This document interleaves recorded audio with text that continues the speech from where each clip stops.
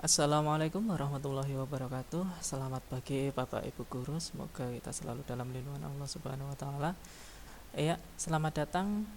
Nah, ini kita mulai belajar tentang nah, aplikasi e-learning madrasah. Nah, atau pembelajaran yang berbasis online yang disediakan oleh Kementerian Agama. Nah, ini yang pertama yang harus kita lakukan adalah login dulu ke eh, e-learning madrasah masing-masing. Oke, Bapak Ibu guru.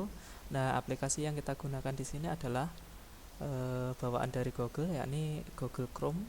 Nah, ini untuk aktivitas sehari-hari untuk kegiatan e-learning madrasah. Ya, untuk pagi hari ini yang kita bahas adalah tutorial atau pembelajaran membuat kelas bagi Bapak Ibu guru. Oke, mari kita mulai Bapak Ibu guru sekalian. Yang pertama yang perlu kita lakukan adalah buka Google Chrome. Nah, ini buka Google Chrome. Selanjutnya adalah kita masuk alamat e-learning madrasahnya. Berhubung alamat madrasah kami di sini sudah online, saya akan pakai ini. Nah, untuk alamat ini online gratisan. Pakai domain yang terakhir adalah loclx.io. Nah, nanti kita bahas di tutorial selanjutnya. Oke, saya buka dulu. Nah, ini adalah halaman awal dari ini e-learning madrasah. Nah, ini bagi guru bagi siswa sama saja, hanya yang membedakan adalah untuk loginnya. Oke, kita seleksi salah satu guru. Nah, kita login dulu ya. Nah, oke, proses login berhasil. Nah, ini adalah tampilan awal atau interface dari e-learning akun guru. Nah, kita lewati saja. Ini bisa diklik selanjutnya untuk memberikan informasi terkait menu-menu yang ada pada website. Nah, kita lewati saja, kita langsung fokus kepada pembuatan kelas. Oke. Nah, nanti kelas yang tampil adalah di sini. Nah, oke. Yang pertama yang kita lakukan adalah ini. Kita cari info kelas dulu. Nah ini. Daftar siswa, ada daftar guru. Nah, oke, lihat semua kelas. Nah, ini ada beberapa kelas. Kita masuk kelas online. Pada dashboard juga bisa. Kita back satu ya. Oh, maaf. Nah, kita ulangi login saja. Nah, oke, ini dia. Kelas online, kita buat kelas online. Nah, ini. Yang pertama adalah kita harus pilih kelasnya dulu. Nah, sebagai contoh kita pilih kelas 11. Kita pilih 12 saja. Nah, pilih 12 untuk jurusan MIPA. Kemudian nama kelasnya adalah kelas 12 MIPA. Nah, deskripsi kelas bahasa Indonesia kita contohkan.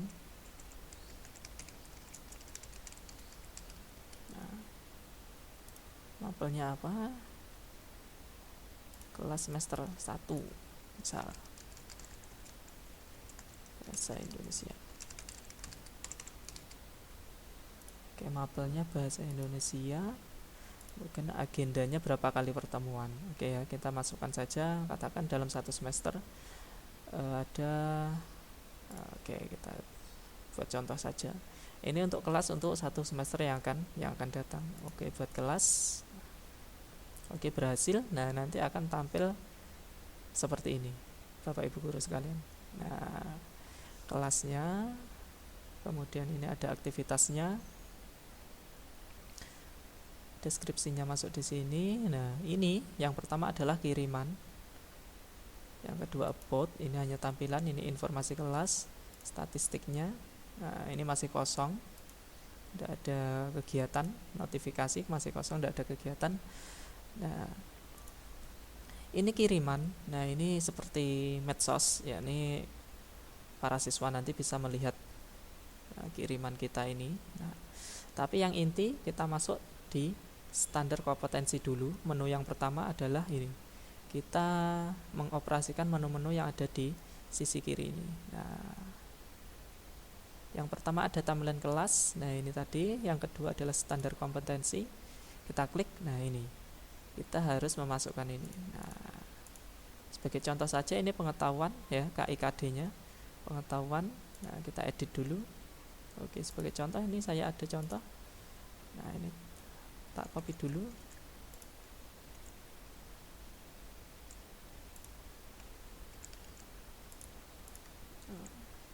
Klik simpan, jangan lupa Bapak Ibu Guru, diklik simpan. Nah, ini untuk pengetahuannya. Kemudian untuk yang kita simpan ya. Nah, kita simpan, kita edit, ini tombol edit. Ini tombol edit, bisa diedit. Nah, yang keterampilannya misal saya input ini. Oke, saya copy dulu. Nah, edit, dipaste di sini, kemudian save. Nah, untuk yang ini saya kopikan lagi. Nah, kita save atau simpan. Nah, ini akan masuk. Nah, bisa dihapus, bisa diedit. Monggo nanti jikalau ada perubahan. Yang selanjutnya adalah kriteria ketuntasan minimal. Nah, ini ada petunjuknya. Nah, tinggal kita pilih saja KD yang pertama. Aspek yang dianalisis karena ini ada kompleksitas, daya dukung, dan intake peserta didik. Ini akan otomatis KKM-nya. Misal kita pilih yang tinggi semuanya saja. Nah, ini akan 7, 8. Ketika kita merubah ini akan berpengaruh pada KKM. Misal saya buat ini, saya buat sedang. Nah, nanti KKM-nya akan turun. Nah, kita pakai tinggi saja. Oke, ini tidak usah disimpan, akan menyimpan otomatis. Selanjutnya adalah rencana pembelajaran atau RPP. Monggo Bapak Ibu Guru. Nah, ini kita untuk menambah RPP-nya. Oke ya. Kita klik satu kali, kemudian kita klik plus ini. Nah, coba kita lihat. Nah, ini dia. Mulai dari tanggal, kemudian misal hari ini jam ke-1 sampai jam ke-4, pertemuan ke-1. Nah, bahasan materinya apa, materi KI berapa, KD-nya berapa. Nah, ini dia. Nah, kemudian tujuan pembelajarannya apa, ditulis. Nah, ini contoh saja.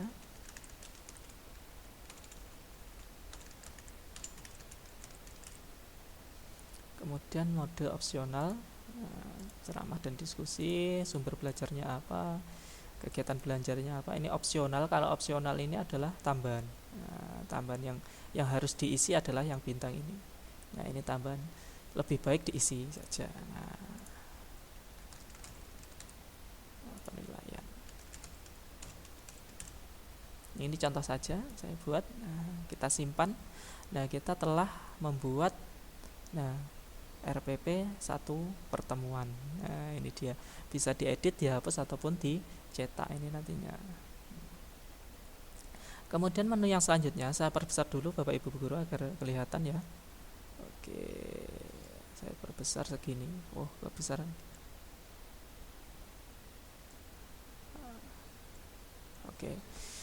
Nah, yang selanjutnya bahan ajar. Nah, bahan ajar di sini adalah bahan ajar Bapak Ibu Guru sekalian. Nah, bisa diupload di sini. Nanti ketika diupload, nah, siswa akan bisa mengaksesnya. Jadi bisa didownload oleh siswa. Misal bagikan bahan ajar, kita pilih dari komputer ya, diupload. Nah, bahan ajarnya apa? Misal Office Word, PDF ataupun Excel. Nah, misal PDF. Nah, ini bisa choose file atau memilih file. Nah, bisa diambil PDF-nya. Kemudian nama bahan ajarnya apa, keterangannya apa. Nah, bahan ajar ini dibagikan untuk kelas berapa saja. Nah, ini bisa dicentang, dihilangkan. Nah, seperti itu. Kemudian baru simpan bahan ajar. Kemudian yang selanjutnya adalah data siswa. Nah, ini data siswanya. Kita harus memasukkan data siswa. Yang pertama ada satu caranya memasukkan data siswa dengan cara mengundang, atau siswa memasukkan kode kelas. Kode kelas terdapat pada yang atas tadi. Nah, ini masih berjalan. Nah, sebentar. Nah, pada timeline pertama tadi ya, pada awal info kelas ada kode kelas. Kita pakai sistem undang siswa saja. Nah, ini sedang dimuat. Nah, ini akan otomatis mengambil rombel kelas 12 MIPA. Jadi klik gabungkan semua siswa. Nah, ini untuk mempersingkat waktu. Nah, oke, ini semuanya sudah oh, ini ada halamannya. 1 gabungkan semuanya, 2 juga klik gabungkan semua. Oke. Kemudian setelah selesai klik tutup. Nah, ini nanti siswa akan secara otomatis masuk ke dalam kelas 12 MIPA. Jadi siswa kelas rombel 12 MIPA otomatis masuk ke dalam kelas online 12 MIPA. Saya refresh dulu. Nah, ini nanti akan muncul siswanya. Nah, ini dia. Nah, ada fitur keluarkan, tapi ini tidak usah dipakai saja. Oke, Bapak Ibu guru sekalian. Nah, ini dari menu yang kesekian kalinya. Oke, selanjutnya ada absensi kelas. Kita buka fitur absensi kelas. Oke, absensi kelas ini, nah ini adalah rekapnya. Kemudian yang tab sebelahnya ini adalah kehadirannya. Bisa dibuat, misal hadir, alfa, sakit atau izin. Nah, seperti itu. Catatan di sini absensi kelas itu akan otomatis terisi, Bapak Ibu guru ya, akan otomatis terisi ketika siswa yang ada pada kelas ini login pada kelas online saat ini. Nah, misal kelas online 12 MIPA.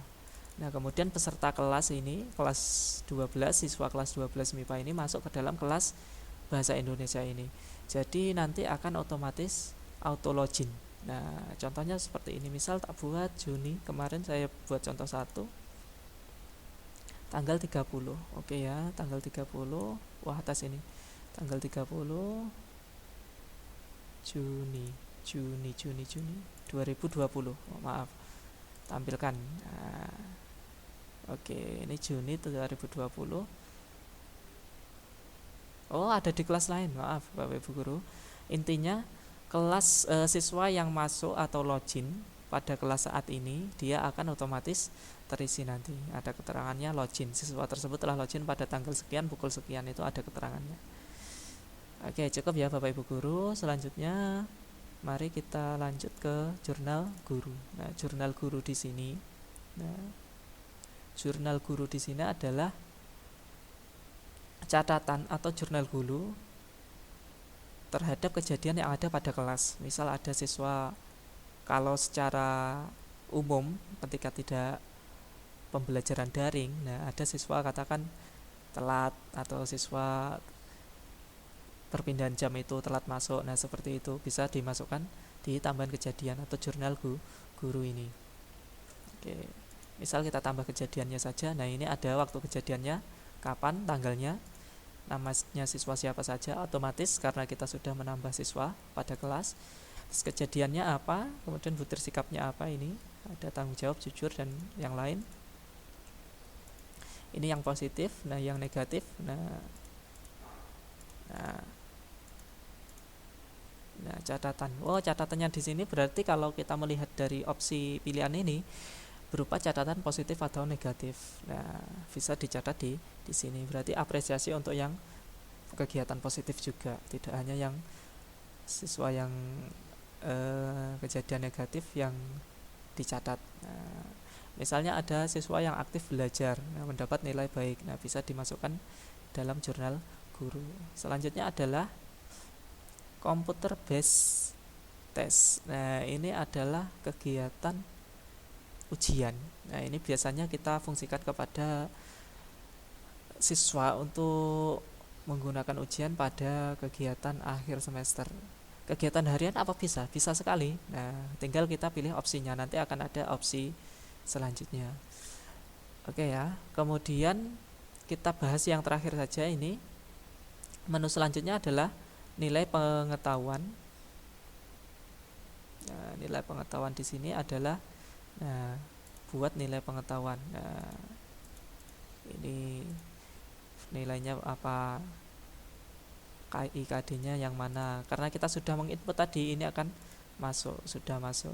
Nah, instruksi keterangannya apa, ini nanti ketika kita membuat tugas ini akan masuk ke siswa melalui notifikasi. Jadi siswa bisa merespon tugas dari kita Bapak Ibu guru.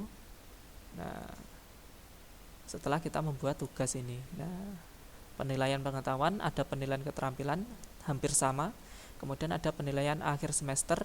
Nah, ini adalah nilai yang perlu kita inputkan Bapak Ibu guru.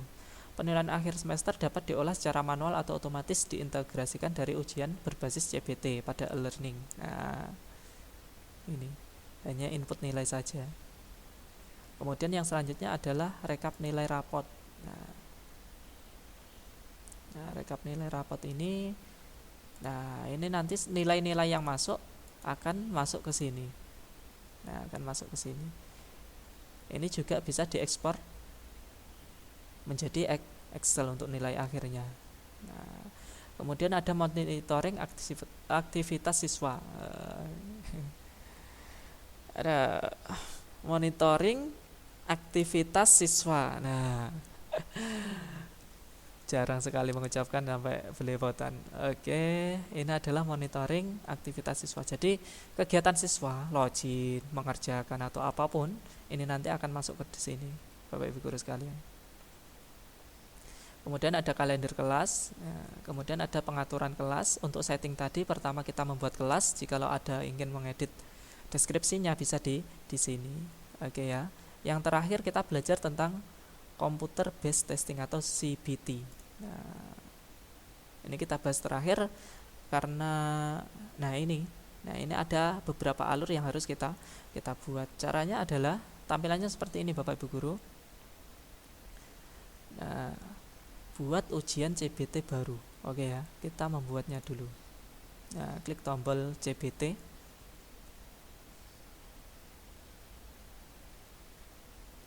Nah, selanjutnya ini yang pertama ada jenis ujiannya apa. Nah, ini yang membedakan penilaian harian atau penilaian akhir semester. Kita buat saja penilaian akhir semester.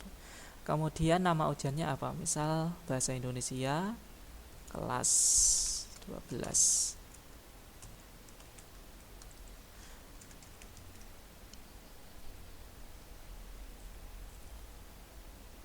Misal tidak usah pakai kelas, tidak apa-apa karena ini sudah pesertanya kelas 12 MIPA, waktunya 120 menit, bisa diedit, katakan 60 menit. Nah, untuk ulangan harian. Kemudian tanggal mulai ujian. Nah, ini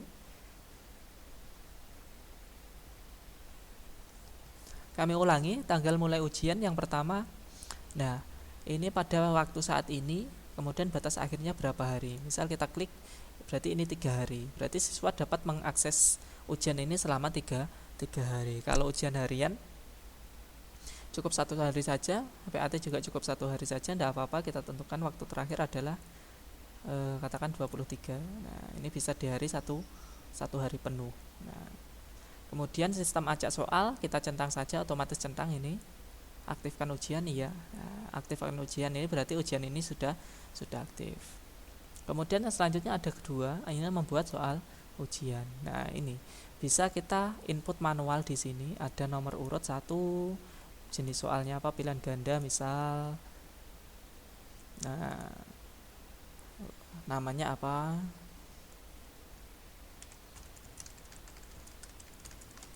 Nah, ini soalnya jawaban A, jawaban B, jawaban C, jawaban D,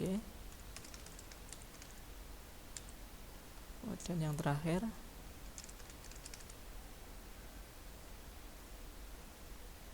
jawaban yang tepat adalah jawaban A. Nah, kita kunci jawaban A, bobot nilainya berapa, kita tambah soal.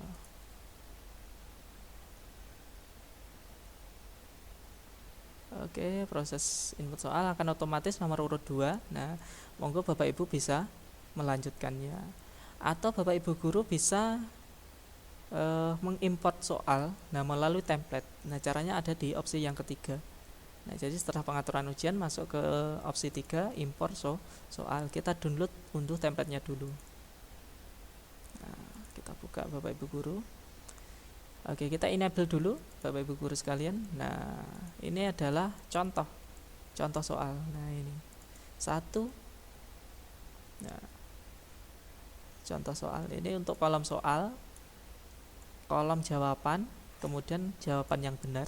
Nah, baru kita proses upload. Oke, Bapak Ibu guru, kita upload yang ini saja ya.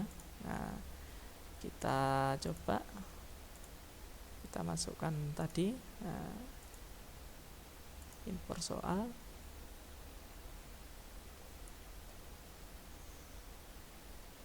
Nah, akan otomatis masuk ke dalam menu sebelumnya, komputer based test atau CBT. Kita edit dulu Bapak Ibu guru. Nah, kita edit dulu, mungkin ada yang, jikalau ada yang kurang tepat. Nah, coba kita lihat bank soal. Oh, bank soal kosong. Kita lihat ini, coba. Oh, bank soalnya ada. Nah, ini. Nah, ini adalah bank soal. Kemudian nah, ini sudah masuk Bapak Ibu guru. Nah, ini ada soal yang telah kita buat, yang telah kita impor tadi. Nah, nomor 5. Nah, ini berarti sudah oke.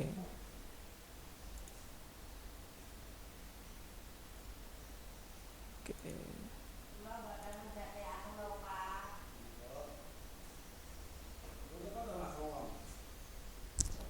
Dereng, Pak.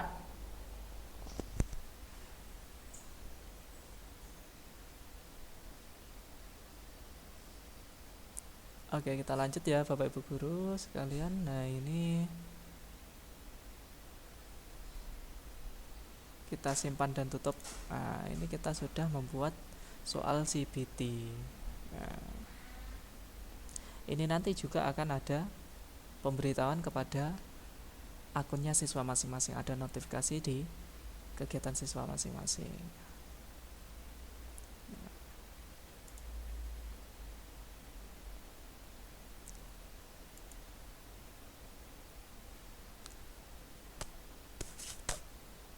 Iya, terima kasih. Ini tadi sedikit tutorial untuk kegiatan pembuatan kelas bagi Bapak Ibu guru sekalian. Nah, ada kurang lebihnya kami mohon maaf. Nah, sekian dari kami. Jikalau bermanfaat, bisa klik tombol subscribe, aktifkan lonceng, jangan lupa like dan komentar. Terima kasih Bapak Ibu guru sekalian. Assalamualaikum warahmatullahi wabarakatuh.